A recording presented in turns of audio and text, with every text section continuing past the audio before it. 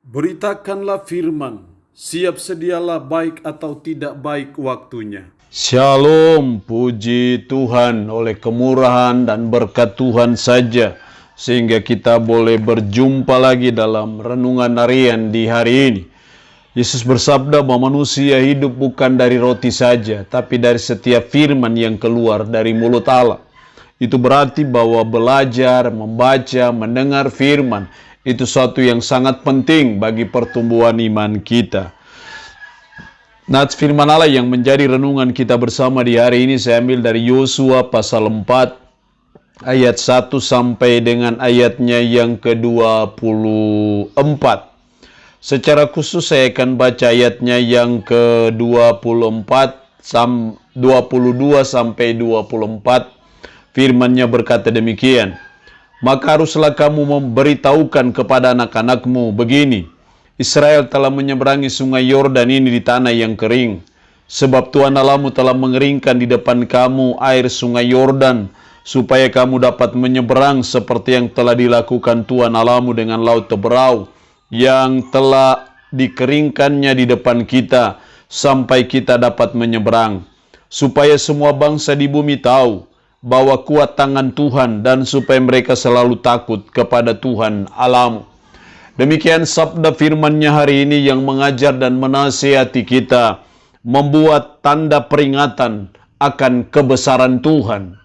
Saya percaya dalam perjalanan hidup kita, pengalaman iman kita bersama Tuhan, pernah mengalami kebesaran Tuhan dalam hidup kita, pernah mengalami mujizat Tuhan, pernah mengalami intervensi ilahi dalam kehidupan kita. Karena itu sepatutnya dan selayaknya lah kalau kita membuat tanda peringatan untuk mengenang akan kebesaran Tuhan, mengenang akan mujizat Tuhan dalam kehidupan kita. Itulah yang dilakukan oleh Yosua kepada bangsa Israel ketika mereka melewati sungai Yordan.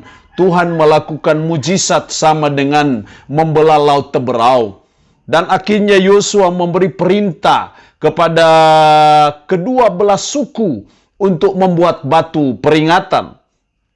Dalam ayatnya yang kelima, dan Yosua berkata kepada mereka, menyeberanglah di depan tabut Tuhan Allahmu ke tengah-tengah sungai Yordan, dan angkatlah masing-masing sebuah batu ke atas baumu menurut bilangan suku orang Israel, supaya ini menjadi tanda di tengah-tengah kamu.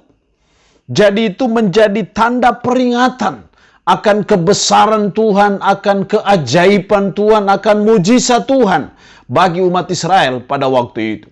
Dan saya percaya hal ini pun bisa berlaku bagi kita sebagai umat, sebagai orang percaya, untuk membuat tanda peringatan akan kebesaran Tuhan bagi hidup kita. Saya menyadari bahwa tidak berarti bahwa harus kita membuat tugu-tugu peringatan, tapi kalau itu bisa dilakukan, bisa. Ataupun juga kita membuat tanda peringatan dalam bentuk suatu foto yang ada dalam bingkai, di mana kita mengingat akan kebesaran Tuhan yang pernah terjadi dalam perjalanan kehidupan kita. Ataupun dalam bentuk apapun. Yang penting bahwa kita membuat tanda peringatan akan kebesaran Tuhan, akan mujizat Tuhan, akan pertolongan Tuhan dalam hidup kita. Coba kita berhenti sejenak dan melihat ke belakang perjalanan hidup kita. Bagaimana Tuhan menunjukkan kebesarannya, bagaimana Tuhan melakukan tanda heran, tanda ajaib dalam kehidupan kita secara pribadi. Dan pertanyaannya adalah, sudahkah kita membuat tanda peringatan akan kebesaran Tuhan itu? Dari kebenaran firman Allah hari ini kita akan belajar apa tujuan membuat tanda peringatan akan kebesaran Tuhan. Apa maksudnya? Setidaknya ada dua hal penting dari membuat tanda peringatan akan kebesaran Tuhan. Yang pertama, dalam ayat 6, supaya ini menjadi tanda di tengah-tengah kamu.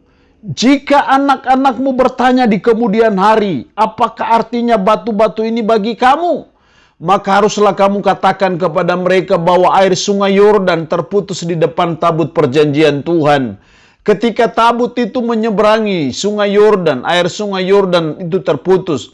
Sebab itu batu-batu ini akan menjadi tanda peringatan bagi orang Israel untuk selama-lamanya. Jadi yang pertama, tujuan kita membuat tanda peringatan akan kebesaran Tuhan adalah untuk mengingatkan kita akan kebesaran Tuhan. Untuk mengingatkan kita bahwa pernah ada tanda ajaib yang Tuhan buat dan Tuhan lakukan dalam hidup kita secara pribadi. Ataupun mungkin dalam kehidupan keluarga kita. Ketika semua dokter sudah angkat tangan dan sepertinya tidak ada jalan keluar dan mujizat Tuhan, ternyata Tuhan nyatakan. Ataupun dalam situasi-situasi apapun kita merasakan bagaimana kebesaran Tuhan dalam hidup kita. Seharusnya kita buat tanda suatu peringatan untuk mengingatkan kita akan kebesaran Tuhan dalam kehidupan kita. Dengan mengingat akan kebesaran Tuhan dalam perjalanan hidup kita akan terus menambah iman kita, memperteguh dan memperkokoh iman kita. Bahwa kalau yang lalu Tuhan pernah menolong kita, Tuhan pernah melakukan mujizat, Tuhan pernah melakukan kebesarannya, maka sekarang pun Dia bisa buat. Akan seterusnya Dia bisa buat bagi saudara dan saya. Jadi itulah tujuan pertama membuat tanda peringatan akan kebesaran Tuhan. Untuk mengingatkan kita akan kebesaran Tuhan. Mari kita berhenti sejenak dan menengok ke belakang.